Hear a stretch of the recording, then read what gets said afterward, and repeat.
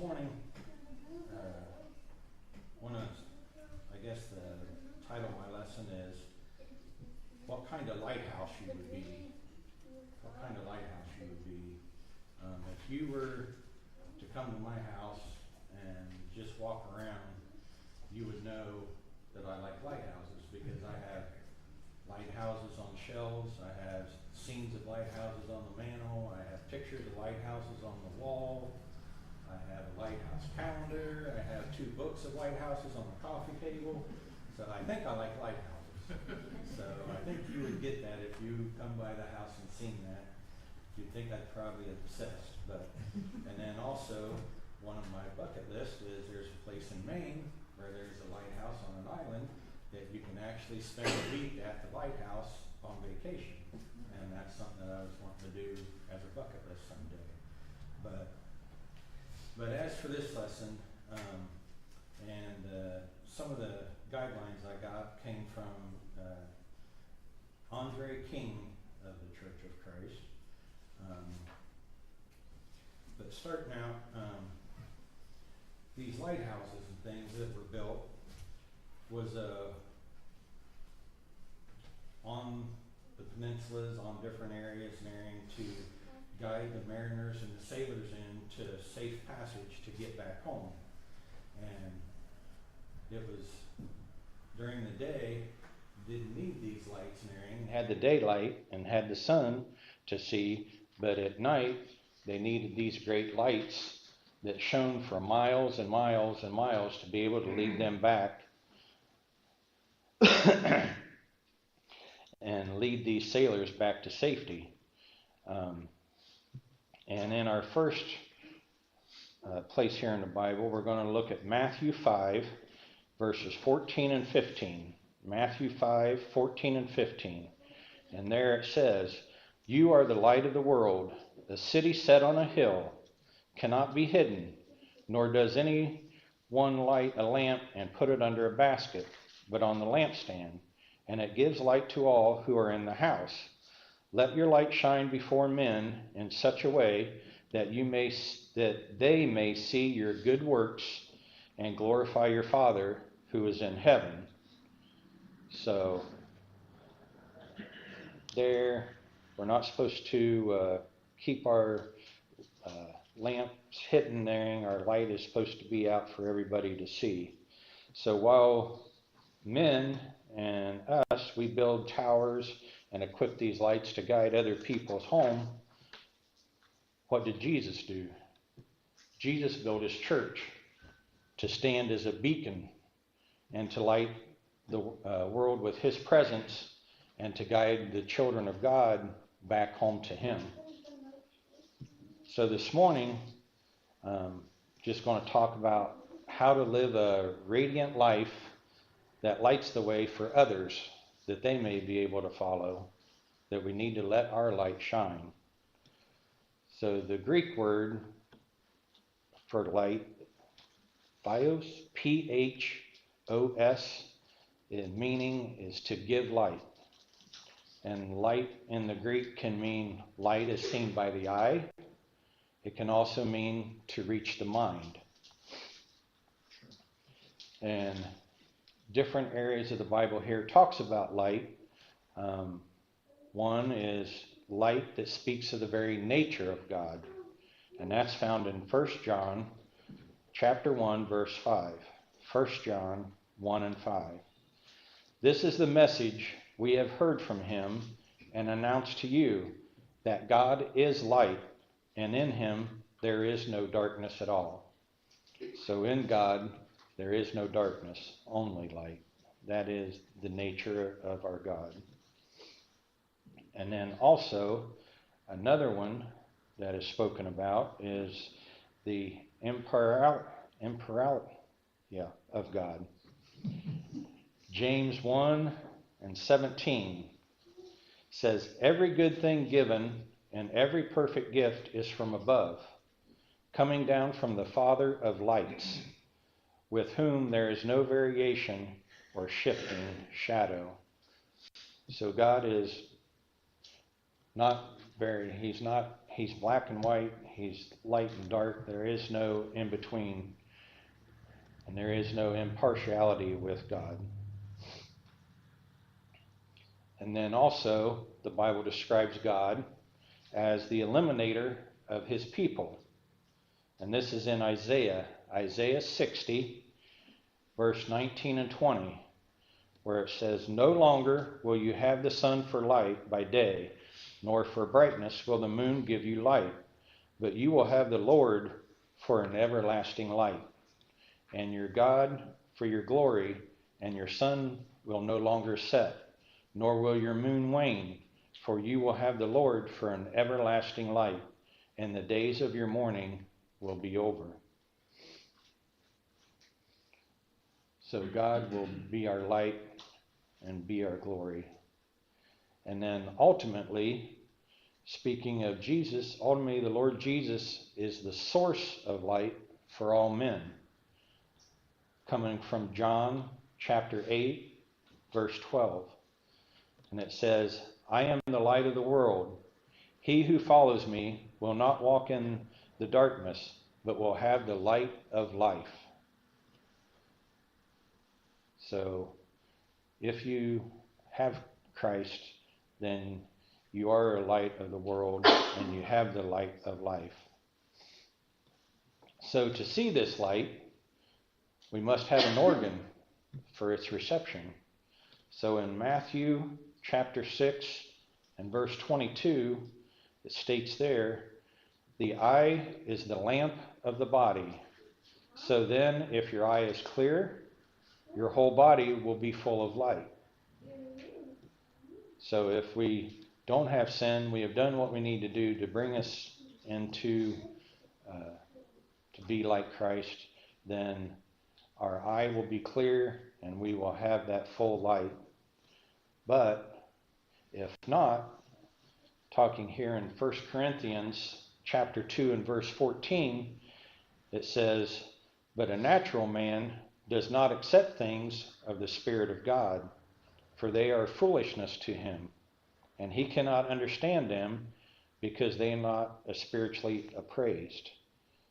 So here it's saying that the Word of God, that the natural man or sinful man is incapable of receiving spiritual light because he can't understand it, can't understand the spiritual things until he understands Christ, until he understands that, then he can see the light.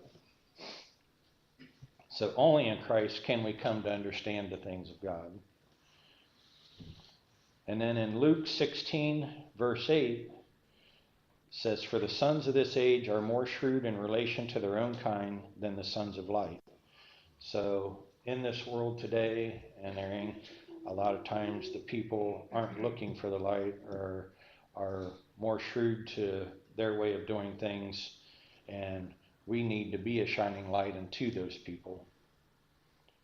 So this morning, here in this building, if you are trusting in Jesus, then you have become a son of light.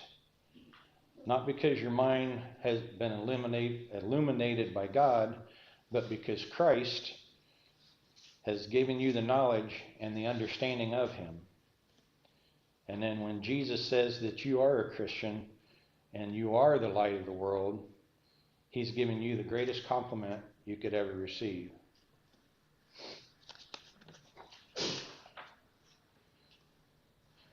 So when we think about it, Jesus is commanding us and calling us to be what he said he was. In John 9 and 5, he said, "I am the light of the world." And we also need to be the light of the world. And this phrase, being a light, this was familiar to the Jews in Jesus' time, because some of the things that they knew about, speaking of the city of Jerusalem was a light unto the Gentiles. And sometimes some of the rabbis were called lamps of Israel. And the Jews were also aware that no man lit their lamp, that God lit their lamp.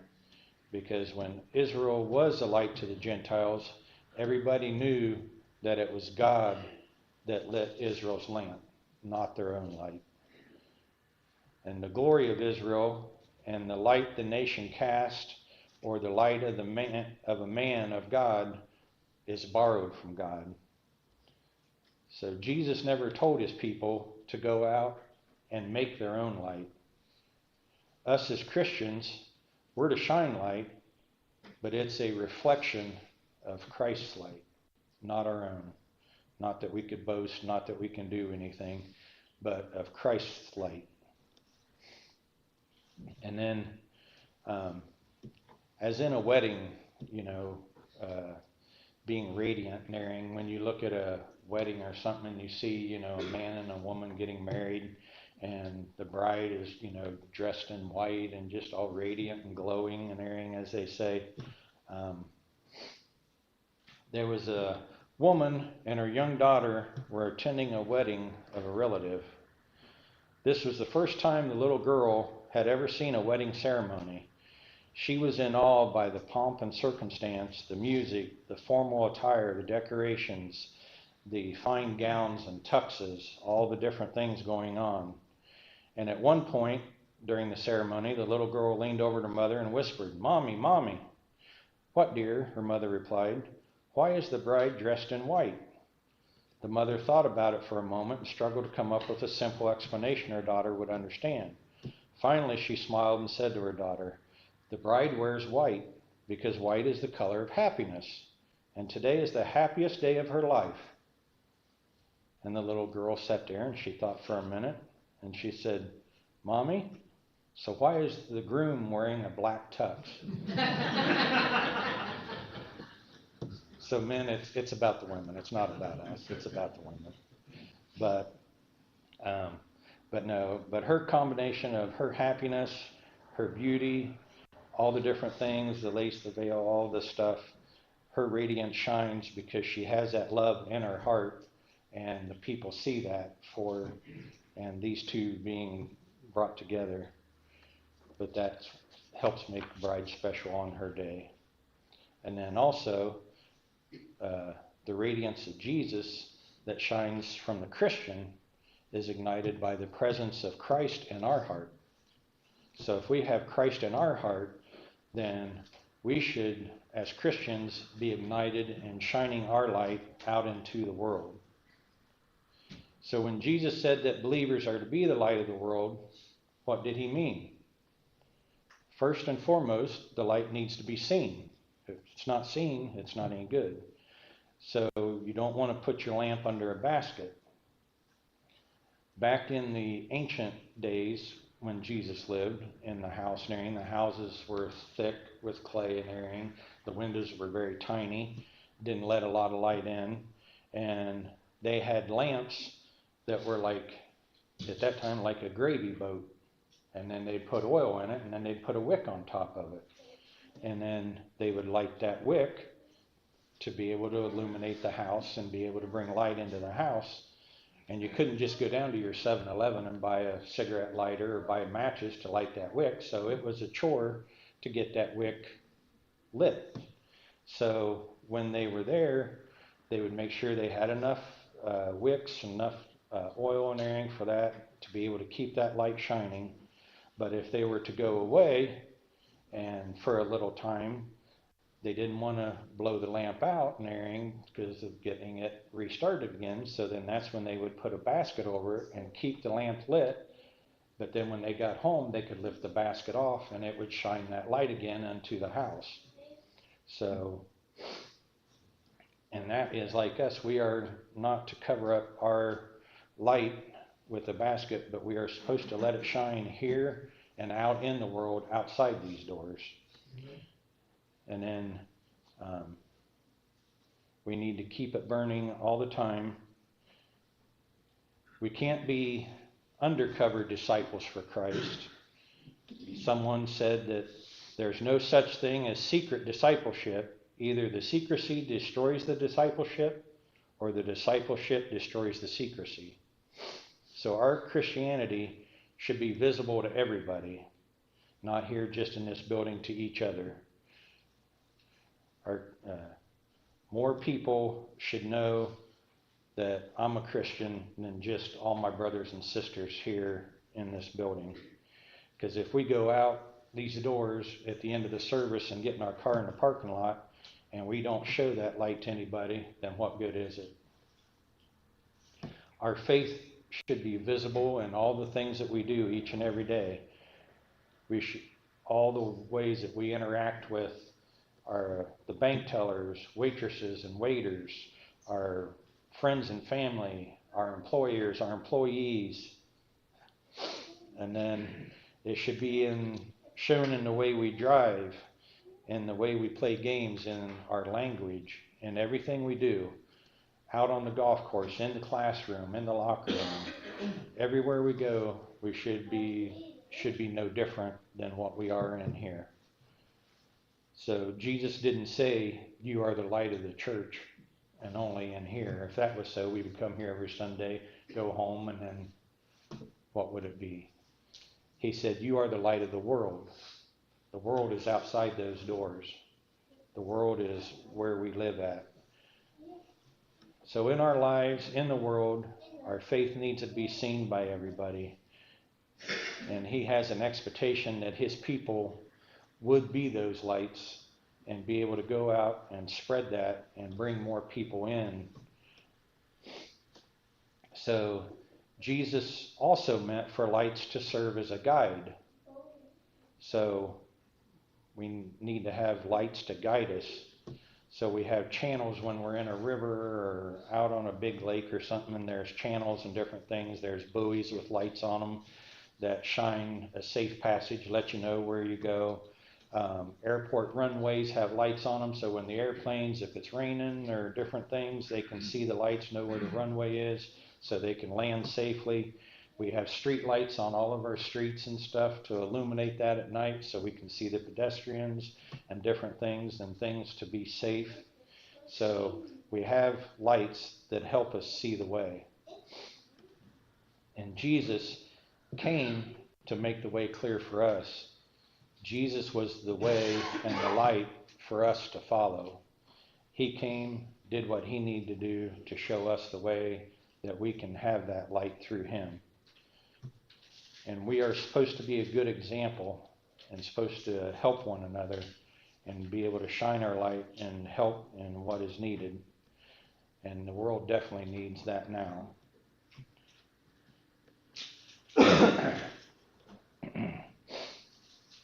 And then sometimes, I know young people, have a small group or something and they're doing something and somebody decides, oh, hey, let's go do this. That may not be something that's quite the right thing to do or something. And then the group of people may go and do it. But a lot of times there's people that don't want to follow along with that group. So they stand up and say, no, I don't want to go along with that. And then other people follow along and they just need somebody to lead them and help them. They're not maybe a leader, but they need somebody to help and lead them. And that's what we could be. We could be a good leader, a good soldier, and help them do the right thing. It's our duty to stand up for God so that the world can come out of the darkness, so that we can take the lead, light the way, so that others can help follow to the good. And then also, a light can also serve as a warning. So when you think about the yellow lights, the lights on the police cruisers, the different things, and all those lights mean something and telling you about danger, telling you to have caution and erring. And we need to heed those warnings. And sometimes it's the job of us as Christians to issue the necessary warnings to others. And that can be hard, but we need to do it in a way that's good and not harmful. Because one of the saddest things is that we can regret is if somebody says, we never want to hear anyone say, I would have never been in this situation if you had only warned me. So we need to hopefully be that beacon and be that warning and help other ones out. So some of the best teachers we've had, teachers in school, our parents, our grandparents, family members, all the different ones that want us to grow up right, and teach us things. Most generally, when you've been taught, a lot of times those people come up and wrap their arms around you and show you and tell you, what's possibly happened to them, how to get through it, and how to get yourself back on a right track in a loving way. But let's remember, don't warn in anger. Don't do it because you're irritated at them. Don't be critical or condemning of them, but just warn them in a loving way and let them know that you're there for them and that they can turn around and they can get back on a good status. So be a loving warning light. The light that can be seen, the light that guides, the light that warns in love. These are the lights that a Christian are to be called to be. And then going back to Matthew 5:16, it says, in the same way, let your light shine before others, that they may see your good deeds and glorify your Father who is in heaven. So that light that we were talking about, and letting it shine before others, that the others may see the good deeds and the glorifying of your Father in heaven. So how do we shine for God? So a couple different ways. First way, the men are to see our good deeds. And in the Greek, there are two words for good. Agathos means good in quality, and kalos, which means more than good, but beautiful and attractive. So in Matthew 5:16, the word Jesus uses is kalos. That means the goodness of the Christian is not only good, it is attractive. Some people think that truth and goodness should be hard and cold. Jesus didn't. He knew that there was a goodness that attracts and there was a goodness that pushes away. Jesus practiced the goodness with charm, love, and affection, and it made it a beautiful thing, and it wasn't condemning. Secondly, Jesus meant for our good works to draw attention to Him. It's not these things that we do, if we do it on our own, is calling attention to ourselves, and that is not what Jesus commanded. Goodness is that is self-conscious, not the goodness of Christ. Christians never should take credit for what God is responsible for. So don't think that you've done something. Don't think, what you can do. Think of what God does through you and what He enables you to do to help others. It is God, not yourself.